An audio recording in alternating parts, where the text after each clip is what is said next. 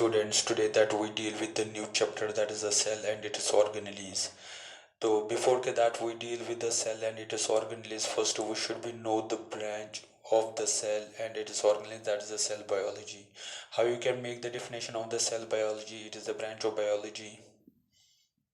The branch of biology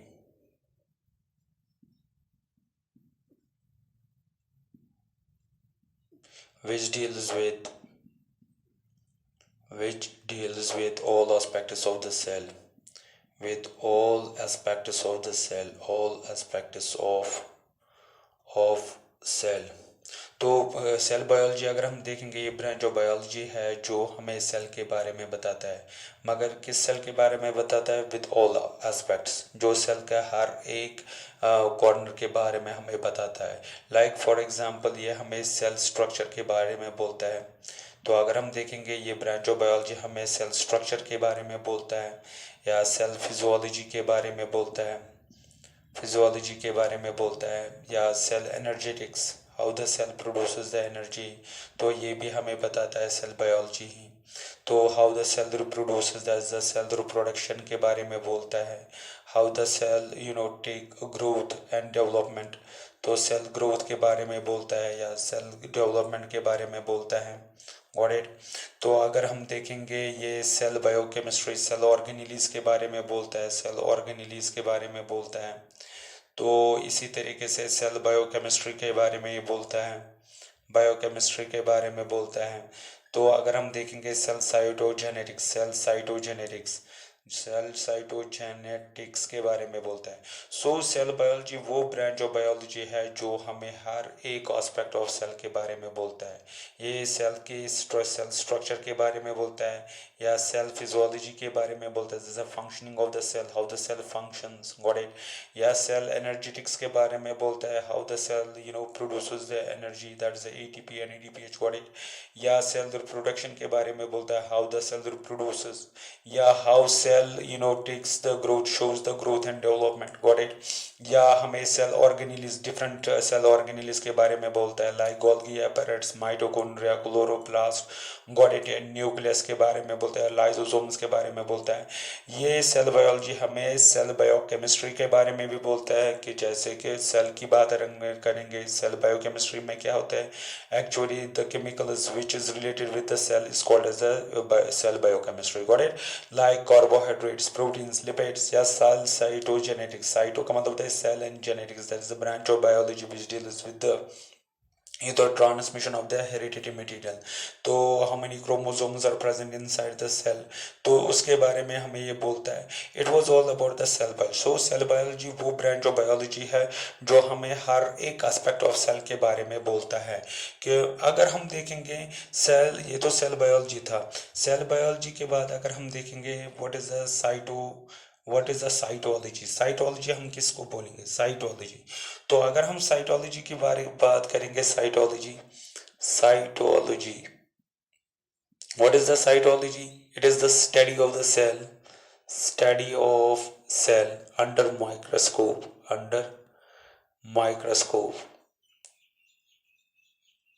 तो अगर हम देखेंगे जो साइटोलॉजी है, cytology actually it is the extension of cell biology. ये एक्सटेंशन है किसका? सेल बायोलॉजी का ये एक्सटेंशन है. तो साइटोलॉजी का सिंपली मतलब होता है that is the study of cell under microscope. आप एक सेल को स्टडी कर रहे हो किसके? अंडर माइक्रोस्कोप को. मगर आप क्या स्टडी कर रहे हो?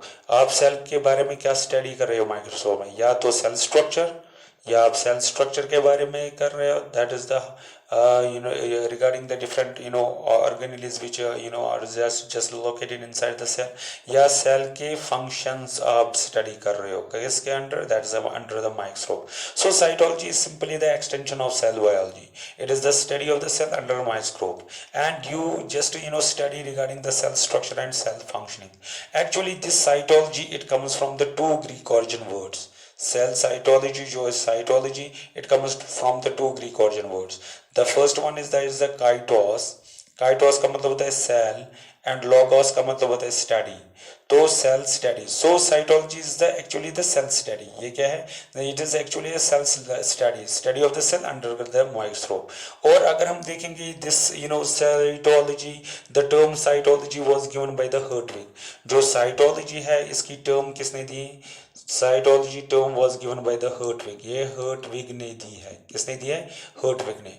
और अगर हम देखेंगे फादर ऑफ साइटोलॉजी कौन है, फादर ऑफ साइटोलॉजी किसको हम बोलते हैं, father of cytology is the Robert hook, हम रॉबर्ट हुक को ही क्या बोलते हैं, that is the father of cytology.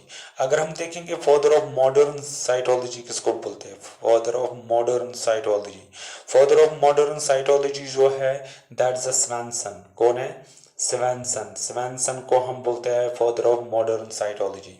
सो ये था सेल बायोलॉजी एंड साइटोलॉजी।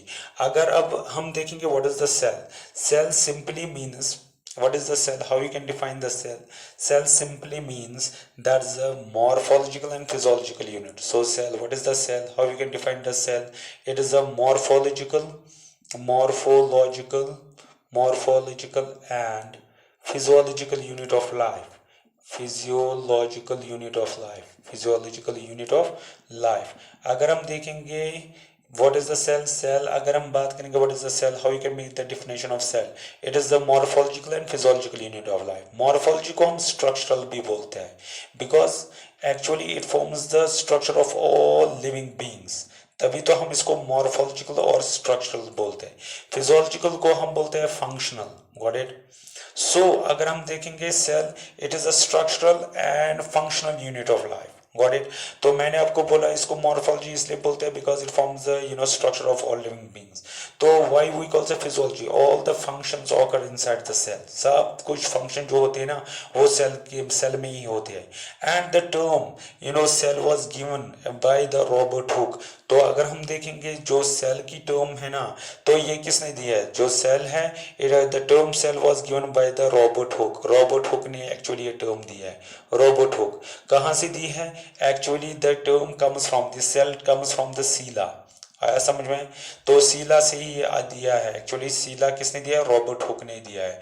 तो सेल की डिस्कवरी अगर हम देखेंगे, who discovered the cell, Robert Hooke discovered the cell, Robert Hooke ने सेल को डिस्कवर किया है, आया समझ में। तो Robert Hooke was the scientist जिसने सेल को डिस्कवर किया है।